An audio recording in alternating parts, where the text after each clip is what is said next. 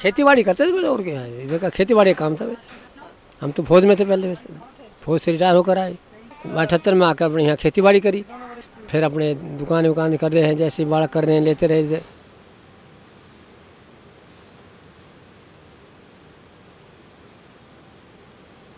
हमसे बात हुई तो हमने उन्होंने बताया, हमने बेच दी अपनी ज़मीन, बेच के हमने अपने और राजस्थान में कहीं और ले ली।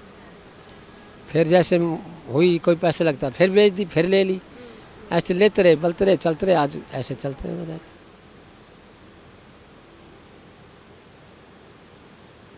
हमें कुछ नहीं पता था कि ऐसी भीड़ भड़क्का या कोई चीज़ ऐसा हो जाएगा, नहीं तो हम ही क्यों बेचते। तो ये भाई ने हमारे पास ज़मीन नहीं, कुछ नहीं, तो रहने के लिए जगह भी नहीं बच्चों के लिए।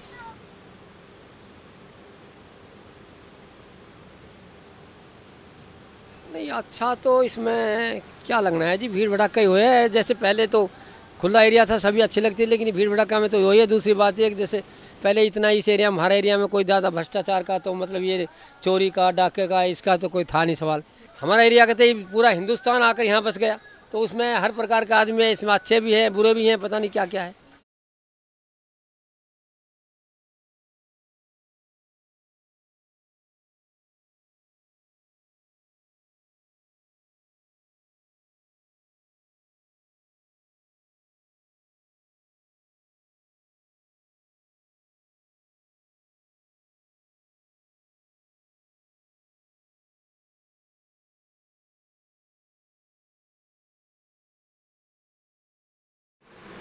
चार घर में सब काम करती हूँ। 6 बजे काम शुरू है, 12 बजे काम खत्म हो गया। तो फिर कितना कमाते हो इतने 4 घरों में? 5,000।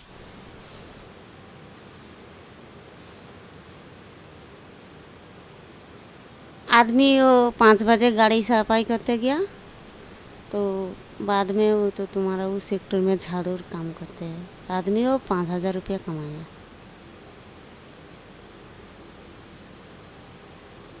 इधर काम मिलेगा, पैसा कमाना के पड़ेगा।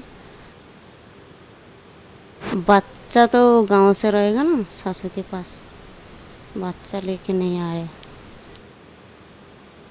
फिर गुड़गांव में पैसा कमाया, गांव से तो पैसा ज़्यादा नहीं है ना, गुड़गांव से तो पैसा ज़्यादा है, इसीलिए आया। कैमरा में वो तो टीवी लिया, और कुछ नहीं लिया। सबसे तो टीवी तो अच्छा है ना, वो टीवी तो लिया। और घर में तो कुछ नहीं रहेगा, पैसा ले जाए ওখানে জায়গা কিনবো, তার জন্য दिल्ली के आशा। हाँ, वो बंगाली मार्केट में मैं जा रहे थे। बंगाली मार्केट में अच्छा लगेगा, बंगाली मार्केट में खुला है, वो मार्केट उन्हें सामान अच्छा नहीं लगता।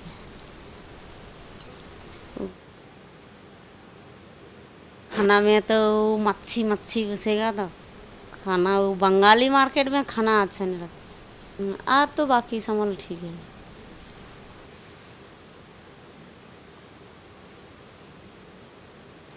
गुड़गांव तो हमारा खूब भालो लगता है, ये दिल्ली खूब अच्छा लगता है। तो वो गाड़ी और देखा ना, गाड़ी देखा, वो बड़े बड़े जो टावर है घर ना, वो देखा। गांव से तो ये नहीं है, तो ये अच्छा लगता है। ठीक है, बच्चा एबारे घर जाएगा तो बच्चा लेके आ रहे, तो कत 5-6 साल रहेगा तो घर में जा रहे ना।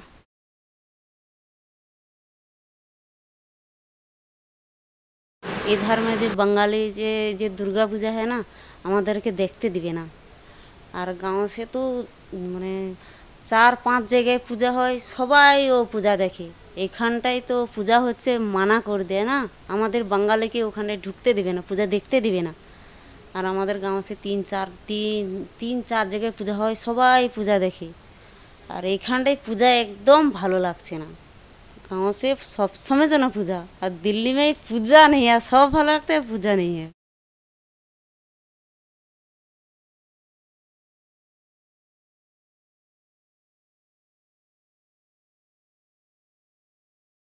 एकदम बाथरूम नहीं है ना, बाथरूम टूटा कर दिया और ऊपर घर बना दिया।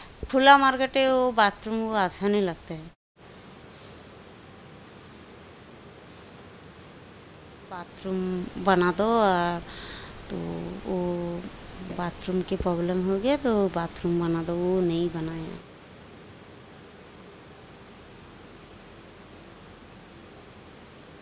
1200 रुपये किराया भाड़ा लगेगा तो बाथरूम नहीं दिया।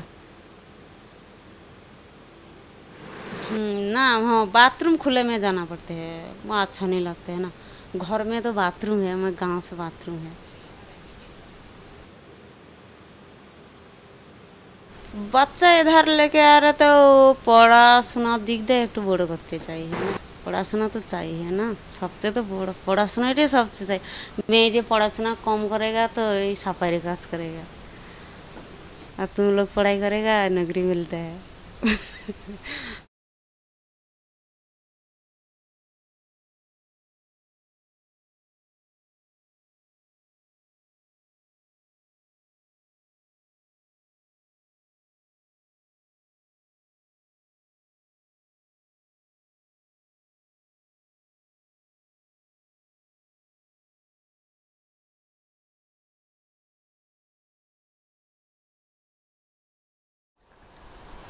You don't want your neighbor peeping into what kind of cups you're eating your food in, or or what kind of clothes you're washing, or what you're really doing behind your doors. And interaction is at a very social and I would again say organized level when you want it, not when you are in a certain activity where you don't want interaction is in your command, you can say, which works actually. Ironically, it has worked well because it seems to be suiting both the builders as well as people living in it. That is why if you notice, if let's say an age group of 50 to 80 or that sort of age who've lived a very communal life like all this, you're reading your morning newspaper at chai and you say hello to your neighbor, they are not settled in Gurgaon at all. I mean, let's say you are isolated. In Gurgaon, I do feel high rises are the call of the day. Because you are housing far more living units in a certain amount of space. I mean, built space or just land is extremely precious now. Low rise, high density, in my personal view, for an Indian urban context is actually the best. I am completely on a functional day-to-day kind of a shopping concept. I don't really stock for the month, so going to those big supermarkets is not really what I do. And I don't much enjoy going to malls, so actually that charm is not for me. It's like going to a movie or going to a mall. It's like a unique thing or something novel. So local community shopping is what I would think is the way. That's where I shop, and I would encourage it. See, Gurgaon, I have noticed one thing, because I think a lack of planning. There are no specified mandis which are legal, so they're always in a flux. If you see a cluster of vegetable walas, they may not be the next day. It's a fast-paced world. People don't want to sit back and think.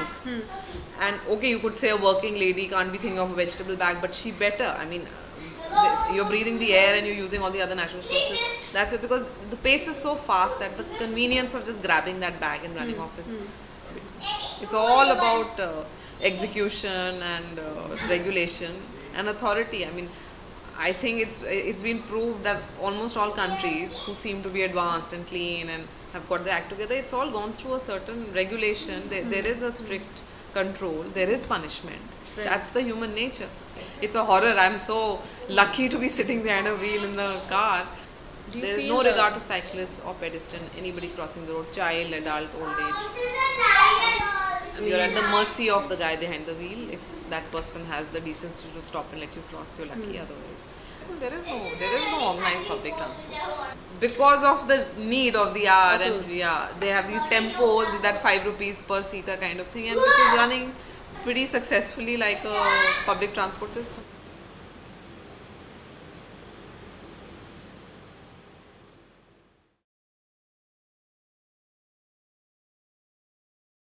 हमारा गांव तो पहले से भी मतलब नौकरी पैसा वाला था, ऐसी बात नहीं है, लेकिन ज़मीन बिकने से ज़्यादा पैसे वाला हो गया।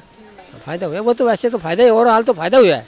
जैसे किसी ने अपनी खेती और ले ली, 2 लाख की ली, 1 लाख की ली, तो 2-4 की बेच दी, ऐसे मतलब फ़ायदा हो गया। घर में तो ये जैसे पहले दादा वादा परदादा के अच्छे मकान भी थे, लेकिन बुरे भी थे, और सिंगल भी थे, जैसे सिंगल स्टोरी हो या ये पैसे जैसे जैसे आते रहे हम तोड़ तोड़ के दोबारा बनाते रहे। तो वो तो उधर तो गांव में तो जो बाहर के लोग आए उन्हें हमारी जो दुकानें जैसे मकान थे तोड़ करके दुकान बना दी, उन्हें किराए पे ले ली। वे बाहर के लोग कमा रहे हैं, गांव वाले नहीं। गांव वाले तो जैसे 100 में से 25 और बाहर के 75। किसी ने कहे जिसको आराम से बैठे मिल जाता है वो क्यों कमाएगा इस टाइम। पहले तो कमाना पड़ता था कि कोई आमदनी नहीं थी, कोई जरिया नहीं था, ओनली खेती बाड़ी, या जिस घर में कोई नौकरी पेशे वाला था तो वो उसी की कमाई बच्चे खाते थे। हाँ वैसे तो खुशी है, तो आराम की ज़िंदगी है। जब तो बहुत कष्ट कमाई से कमाना पड़ता था, अब तो थोड़ा आराम से कमा लेते हैं। नहीं, हमारे देहात में ऐसा कोई बदलाव नहीं है। अपने और पहले और तो खेती बाड़ी में काम करती थी, लेकिन अब वो बंद हो गई। अपना आराम से बैठो, कुछ भी करो, घर में रह 7 दिन, कोई काम नहीं। आदमियों से ज़्यादा औरतों का आराम है, क्योंकि आदमी तो फिर भी थोड़ा बहुत कमाने जाते हैं। जैसे मैं खड़ा हूँ 4 घंटा से हैं, हमारी तो बीरबानी तो जो है घरवाली तो खाट में आराम से बैठी।